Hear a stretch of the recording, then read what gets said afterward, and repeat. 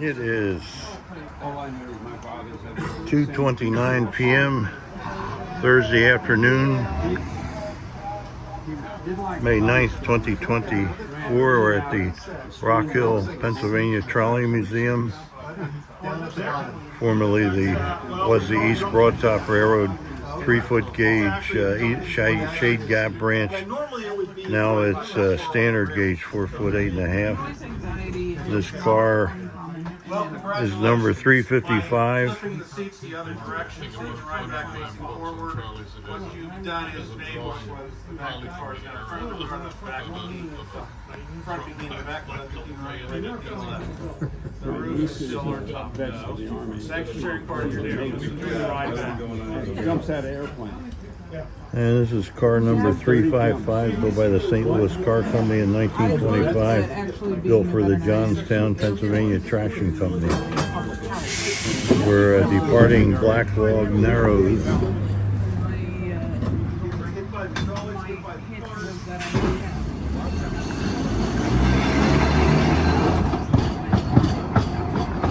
This is the end of the line for the Rockhill Trolley Museum, Blacklog Narrows.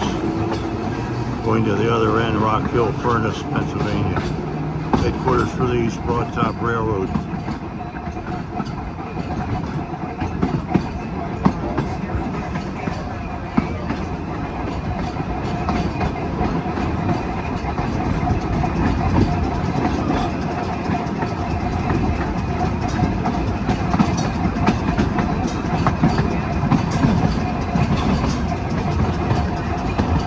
I mentioned this is a double truck Birney car.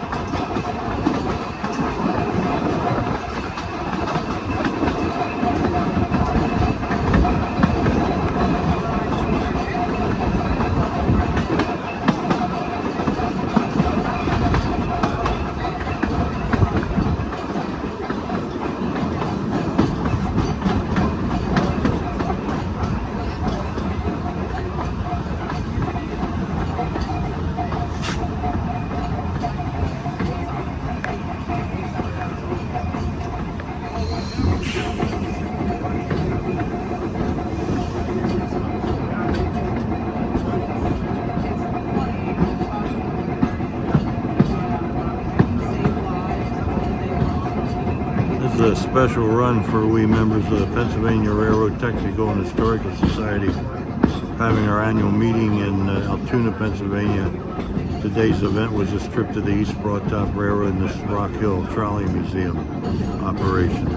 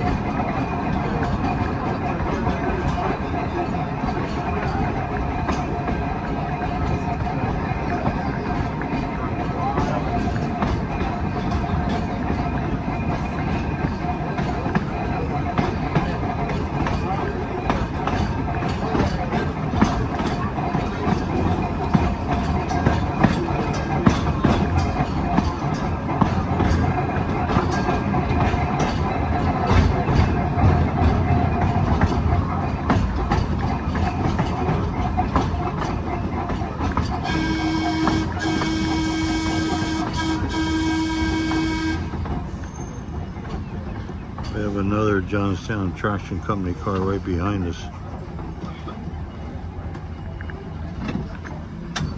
Number 311 double truck Birney, built in 1922.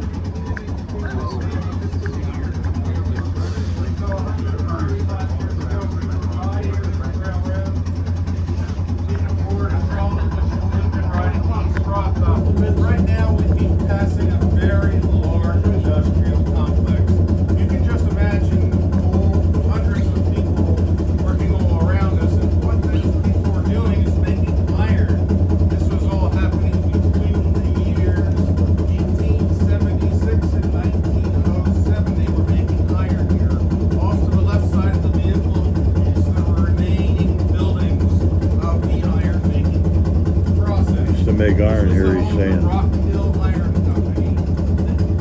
And I can think of two reasons. Remains of the buildings. Iron Company was here.